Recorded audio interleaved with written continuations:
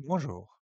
Cette vidéo détaille les connaissances actuelles sur les causes de l'astigmatisme chez l'enfant. Lors d'un astigmatisme, la lumière qui entre dans l'œil ne converge pas vers le même point, créant ainsi une vision floue ou déformée à toutes les distances.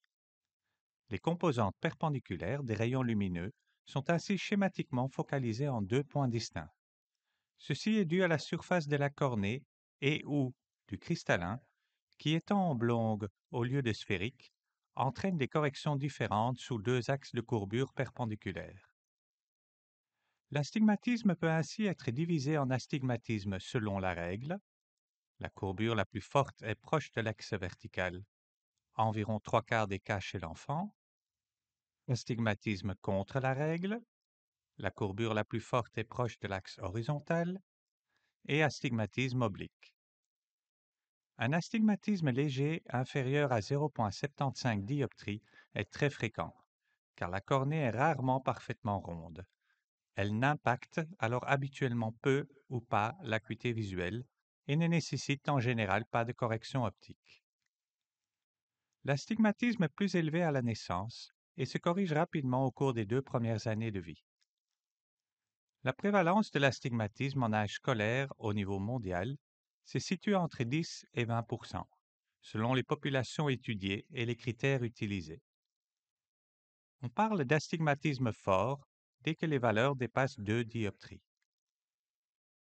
L'astigmatisme peut être divisé en régulier et irrégulier, selon que les axes de réfraction sont perpendiculaires ou non.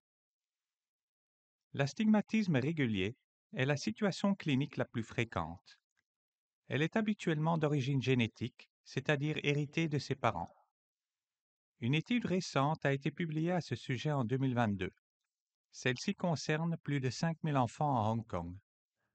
L'étude démontre que le risque pour un enfant d'être astigmate augmente de 1,6 fois lorsque les deux parents sont astigmates de 1 dioptrie, de 3,1 fois lorsque les deux parents sont astigmates de 2 dioptries et de 4,3 fois en cas de valeur parentale plus élevée.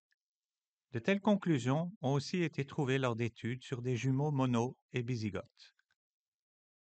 L'identification des gènes responsables est compliquée, l'origine génétique de l'astigmatisme étant probablement polygénique et variable selon différentes populations. Néanmoins, plusieurs gènes, tels que le PDGFRA, qui code pour un facteur de croissance intervenant dans la prolifération et la différenciation cellulaire du globe oculaire, FRAP1, influençant la croissance et la prolifération cellulaire, et VAX2, homéoboîte qui interagit avec le gène PAX6 dans la formation oculaire, sont suspectés de jouer un rôle. Outre le contrôle génétique de la croissance oculaire, des facteurs de pression sur l'œil par les paupières ou les muscles extraoculaires ont aussi été suggérés comme influençant l'apparition d'un astigmatisme régulier. L'astigmatisme irrégulier est plus rare. Son origine peut être cornéenne, cristallinienne ou rétinienne. Au niveau cornéen, il s'agit souvent d'une pathologie acquise de la surface, telle une cicatrice cornéenne suite à un traumatisme ou une kératite. Une déformation de la surface cornéenne peut aussi être liée à une pression sur la cornée par les paupières lors d'anomalies de la fente palpébrale ou lors de masses palpébrales. Un kératocone peut également être la cause d'astigmatisme irrégulier. C'est une maladie cornéenne bilatérale, asymétrique, évolutive, qui résulte d'un amincissement focal paracentral de la cornée, entraînant une protrusion de celle-ci. Une courbure anormale du cristallin peut être congénitale, comme lors de l'anticône.